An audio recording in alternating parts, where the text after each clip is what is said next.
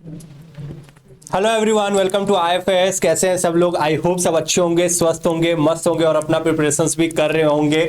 तो आज मैं और पवन सर आप सबके साथ जुड़े हैं last day strategy for MP set 2023। Okay, तो जैसे आप सबको पता है कि परसों हमारा एग्जाम होने वाला है, 27 तारीख को हमारा एग्जाम है। ओके, और क्या स्ट्रेटेजी होना चाहिए लास्ट दिनों में, मतलब आज और कल आप किस तरीके से प्रिपेयर करोगे, कैसे पढ़ोगे, क्या होना चाहिए, वो सब के बारे में आज हम बताने वाले हैं। और ये इस सेशन की खासियत बात ये होगी, आप लोगों को मैं बताना चाहूंगा, यहाँ पे हम आपको कोई ऐसा पर्टिकुलर ऐसा कोई एक बात बता देता हूँ। कुछ स्टूडेंट जो है एग्जामिनेशन से पहले ही सोच लेते हैं कि डिफिकल्ट होगा या इजी होगा, या फिर नर्वस हो जाते हैं कि लेवल क्या होगा, फिर उसके बाद में सोच लेते हैं कट ऑफ क्या होगा, प्रिपरेशन हुआ है नहीं हुआ, ये सारी चीज़ें।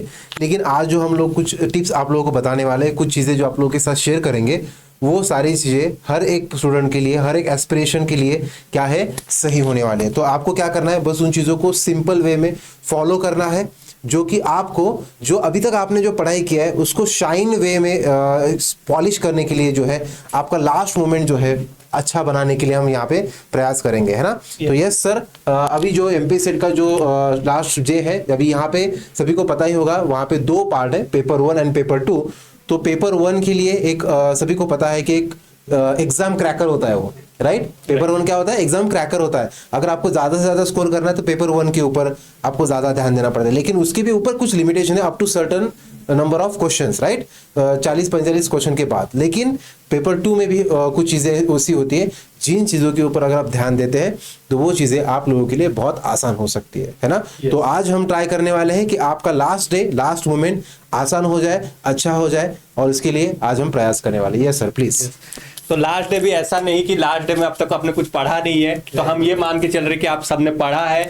अभी लास्ट डे में क्या होना है, रिवाइज करना है। रिवाइज करना है मतलब मैं यहाँ पे पहले आपको पेपर 1 का स्ट्रेटेजी बताऊंगा, मैं पेपर 1 का बताऊंगा और पवन सर आपके साथ पेपर 2 का डिस्कस करेंगे। तो देखिए, पेपर 1 जो है सेम है, 50 क्वेश्चन आते हैं, तो आपको पता ही है, और पेपर 2 में 100 क्वेश्चन आते हैं। तो पेपर 1 जैसे पवन सर ने आपको बताया, ये गेम चेंजर होता है। तो क्वेश्चंस भी यहाँ पे इतने डिफिकल्ट नहीं आते, इजी आते हैं।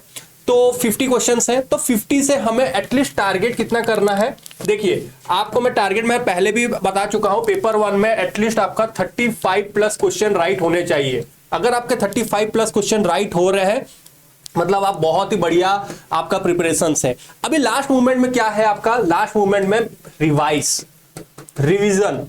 अब रिवीजन कैसे करोगे? अब रिवीजन ऐसा नहीं कि पूरे के पूरे 10 यूनिट को अभी फिर से क्लासेस अटेंड करोगे, क्लासेस देखोगे, वो नहीं है। नोट्स तो आपने बनाए होंगे। देखो, नोट्स यहाँ पे गेम चेंजर होते हैं।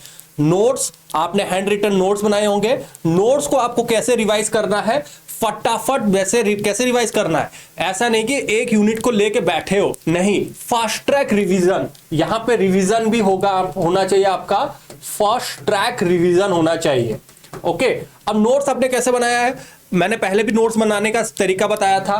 नोट्स आपके माइंड मैपिंग चार्ट के जरिए जितने भी आपने नोट्स बनाए हैं, उस नोट्स को सारे के सारे रिवाइज करते चलिए। ओके, तो रिवीजन कीजिए, पेपर 1 को अच्छे से रिवाइज कीजिए। उसके बाद कोई भी न्यू टॉपिक,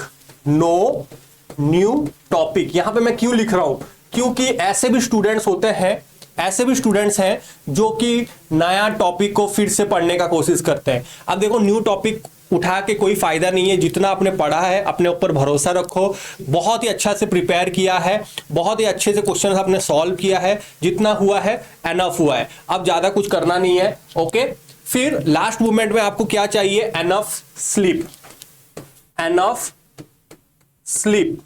अब देखिए, जो एग्जाम है आपका, सुबह का टाइम में एग्जाम है, तो ऐसा नहीं कि कल एग्जाम है और रात भर आप बैठ के उल्लू की तरह पढ़ाई कर रहे हो। बिल्कुल भी उल्लू नहीं बनना है। यहां पे आपको एक 8 to 9 आवर्स का स्लीप बहुत ही ज्यादा नीडेड है। अच्छे से सोइए, अच्छा खाना खाइए, ओके, और मेडिटेशन कीजिए। मेडिटेशन, अब मैं मेडिटेशन यहां पे क्यों लिख रहा हूं, क्योंकि ऐसा बहुत सारे चीजें होते हैं, बहुत सारे स्टूडेंट्स ऐसे होते हैं जो कि एग्जाम के टाइम में स्ट्रेस हो जाते हैं, नर्वस हो जाते हैं, वो एंजाइटी आ जाता है उनके अंदर। अब उस एंजाइटी स्ट्रेस को हटाने के लिए मेडिटेशन करना बहुत ही इंपॉर्टेंट है। ओके, नो ओवर थिंकिंग, बिल्कुल भी ओवर थिंकिंग नहीं करना है कि मेरा हुआ नहीं है, मेरा नहीं हुआ है, मेरा इतना हुआ है, उतना हुआ है, वगैरह वगैरह। बिल्कुल भी इसके बारे में सोचना नहीं है। पेपर 1 में आपने जितना पढ़ा है बहुत अच्छे से पढ़ा है। देखिए एंड मूवमेंट वाला ये गेम नहीं है, ये एक प्रोसेस है, ये एक प्रोसेस है। ओके, वर्ल्ड कप जीतने के लिए भी एक प्रोसेस, एक टीम बनाना होता है, एक प्रोसेस के जरिए आना होता है। ऐसा नहीं कि लास्ट मूवमेंट में आप पढ़ रहे हो और लास्ट मोमेंट में आप बोल रहे हो कि क्लियर हो जाएगा। यस पवन सर, आप कुछ बोलना चाहिए? मैं आपको कुछ बताना चाहूंगा लास्ट मोमेंट के बारे में। इंडिया ने पूरे दुनिया को, मतलब खुद को भी और पूरे दुनिया को जो एग्जांपल सेट करके दिया है लास्ट मोमेंट का। अगर मैं आपको अगर आपको लोगों को याद होगा तो आपने देखा होगा चंद्रयान 2, अगर आपने देखा होगा तो लास्ट फेज में ही कुछ गड़बड़ी हो गई थी, जिसकी वजह से हमें फिर से हमने उससे कुछ सीखा, है ना। फिर से 4 साल लगाए, उसके ऊपर कुछ सीखा और साइंटिस्ट ने हमें वो जो मिशन है, जो अपना सपना है, वो पूरा करके दिखाया। तो आप जो 4 साल देखो, उसकी कॉस्ट पता है क्या है? अगर आप कॉमर्स मैनेजमेंट के ना तो आप लोगों को पता होगा, opportunity cost, the next best alternative, right. तो what is the next best alternative for those last moment was 4 years, right, and hard work of 4 years, dedication of 4 years। तो वही है सर कि एमपी सेट भी 4 साल के बाद होने वाला है, हो रहा है।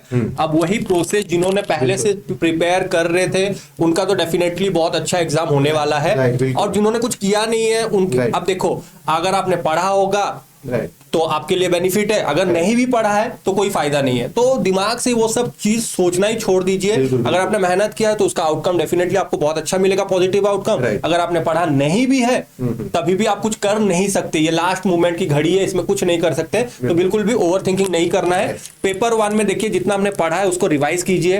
Higher education, I hope higher education and people development environment में आपने नोट्स बनाए होंगे, उस नोट्स को रिवाइज कीजिए।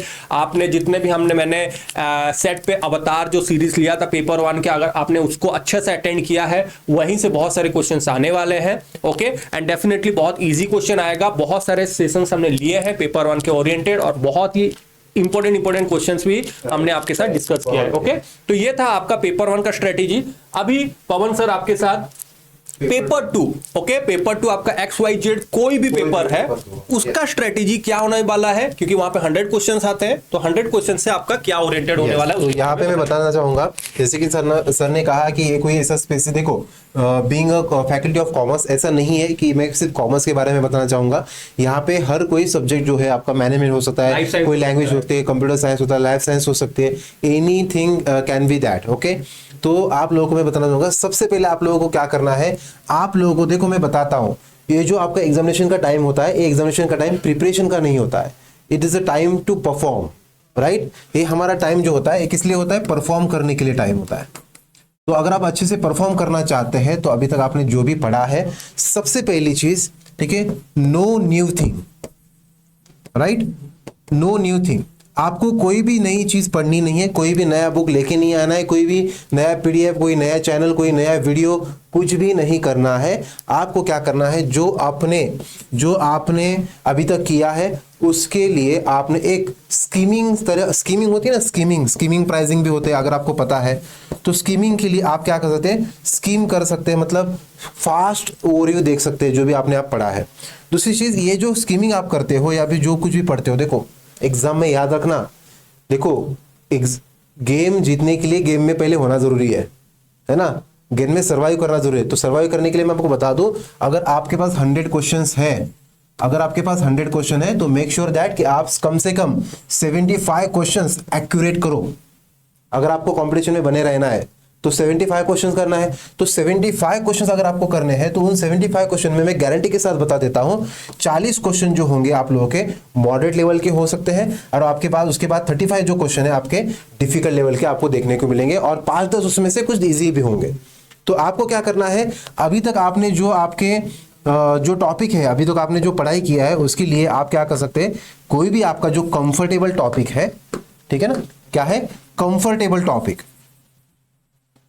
जैसे कि अभी अगर मुझे दिया जाए कि एक दिन बाकी है भाई, पढ़ाई करनी है, तो मैं क्या करूंगा, मैं फाइनेंस लेके बैठूंगा, क्योंकि उसमें से अगर कोई भी सब्जेक्ट आता है, उसमें से कोई भी अगर कोई टॉपिक या कोई क्वेश्चन पूछ लिया जाता है, तो एक ऐसा टॉपिक है मैं 2 घंटे में भी पढ़ सकता हूँ। यस राइट सर, यहाँ पे मैं एक एड ऑन करना चाहूंगा कि Yes. आई होप आप सबने अच्छे से प्रीवियस ईयर क्वेश्चन पेपर को सॉल्व किया होगा, एनालिसिस Right, किया right, होगा, right. आपने उससे आइडेंटिफाई किया होगा बिल्कुल। कि कहाँ से ज्यादा क्वेश्चंस आते हैं, XYZ हो, लाइफ साइंस हो, कॉमर्स हो, मैनेजमेंट हो, XYZ कोई भी हो, तो वो इंपॉर्टेंट टॉपिक्स को पढ़िए, देखिए कि कहाँ से ज्यादा क्वेश्चंस आ रहे हैं। ये मूवमेंट में आपका इंपॉर्टेंट टॉपिक्स के ऊपर देखना है, इसलिए 2 Yes. चीजों के ऊपर टारगेट करने के लिए मैं कह रहा हूँ। इसलिए 2 चीजों के ऊपर, एक 2 चीजें होती है, मतलब 3 तरह का कैटेगराइजेशन कर सकते हो। एक कैटेगरी ये होती है जो जिन सब्जेक्ट के साथ, देखो 10 यूनिट्स है, 10 यूनिट्स में से कोई तो ऐसे टॉपिक होंगे जो आपके कंफर्टेबल होंगे, no matter what, no matter which examination you are preparing for, right. Second चीज ऐसी होती है कि एग्जामिनेशन वालों की कुछ फेवरेट टॉपिक्स होते हैं, जैसे कि समझो मेरा फाइनेंस है, लेकिन जरूरी नहीं ना कि एमपी सेट वालों का फाइनेंस टॉपिक फेवरेट हो, तो उनका स्ट्रैटेजिक हो सकता है, क्योंकि उसमें से वो ज्यादा क्वेश्चन पूछते हैं। तो ये जो 2 कैटेगरी है ना, जिसके साथ आप कंफर्टेबल हो और जिसके साथ सेट एग्जामिनेशन कमेटी कंफर्टेबल है, वो उन चीजों के आपको ध्यान देना है। तो कंफर्टेबिलिटी जो है उसके ऊपर ध्यान दो और अच्छे से प्रिपेयर करो। आपको बस ये देखना है कि सबसे पहले हंटिंग करो। क्या सबसे पहले क्या करना है आप लोगों को मैं बता रहा हूं, क्या करना है, हंट करना है। अब हंट किस लिए करना है, हंटिंग किस लिए करना है कि आपको देखना है कि भाई इजी क्वेश्चन सबसे पहले कर लो, राइट, इजी क्वेश्चन सबसे पहले कर लो, then moderate, right, and then difficult question की तरफ भागो। देखो ऐसा होता है बहुत सारे लोग क्या करते हैं, मैंने फाइनेंस पढ़ा है, एक फाइनेंस का क्वेश्चन आ गया, उसके पीछे लग गए। ऐसा नहीं करना है, ईगो पे बात नहीं लेनी है, राइट सर, ईगो को बाजू में रखो। तो सबसे पहले आपको क्या करना है, हंटिंग करनी है, इजी क्वेश्चन ढूंढो, मॉडरेट क्वेश्चन ढूंढो, डिफिकल्ट क्वेश्चन की लास्ट में भी आप कर सकते हैं, जो आपके पास टाइम बचेगा। मैं डेफिनेटली कह रहा हूं, अगर आपने इजी क्वेश्चन ढूंढे हैं, मॉडरेट क्वेश्चन ढूंढे हैं और डिफिकल्ट क्वेश्चन अगर लास्ट में करने का सोचा है, तो आपके पास कम से कम 30 से 40 मिनट का टाइम बच ही जाता है, ठीक है ना। तो ये स्ट्रैटेजी हो सकती है। आपको बेसिकली इसको स्ट्रैटेजी क्यों कहा गया है, क्योंकि आपको स्टेप बाय स्टेप स्ट्रैटेजिकली खेलना है। आ रही बात समझने, कोई क्वेश्चन समझ में नहीं आ रहा है तो उसको स्किप कर सकते हैं, है ना, लेंदी क्वेश्चन है तो बाद में करो, ठीक है। और मैं आपको बता दूं, मेरा ऐसा एक्सपीरियंस है, जितना ज्यादा लेंदी क्वेश्चन है उतना आसान रहता है वो। हाँ, लोगों को लगता है कि यार इतना बड़ा क्वेश्चन कैसे करेंगे, ठीक है, तो वैसी गलती मत करना, ईगो पे बात मत लेना, ठीक है। जो अगर ज्यादा समझ में नहीं आ रहा है स्किप करो, आगे बढ़ जाओ, टाइम सेव करो। टाइम सेव करना is the best way to manage the time, right. अगर टाइम वेस्ट कर रहे हो इस एक ही क्वेश्चन के ऊपर, तो कुछ फायदा नहीं, क्योंकि हर एक क्वेश्चन को उतना ही टाइम या फिर उतना ही मार्क्स मिलने वाले हैं, राइट। तो ये जो कुछ इंसाइट्स है एग्जामिनेशन के लिए, है ना, फिर चाहे वो कोई भी एग्जामिनेशन हो या फिर कोई भी सब्जेक्ट हो, तो आप लोग इस चीज को फॉलो कर सकते हैं। आपको हंटिंग करना है गाइस, और जो डिफिकल्ट है उसको स्किप करो, है ना, लास्ट मोमेंट में उसको ट्राई करने की कोशिश करो, क्यों नेगेटिव मार्किंग तो है ही नहीं वैसे भी, ठीक है। तो देखो ये सारी चीजें हैं। और हाँ, सबसे इंपॉर्टेंट मैं आप लोगों को ये भी कहूंगा कि आप लोगों को जरा ना रिलैक्स होना बहुत जरूरी है, क्योंकि क्या हो जाता है, वो 3 घंटा जो 3 आवर्स होते हैं, वो 3 आवर्स में हमारा दिमाग जो है फुल एफिशिएंसी पे काम करना जरूरी है। उस फुल एफिशिएंसी पे क्या जरूरी है, रेस्ट लेना जरूरी है।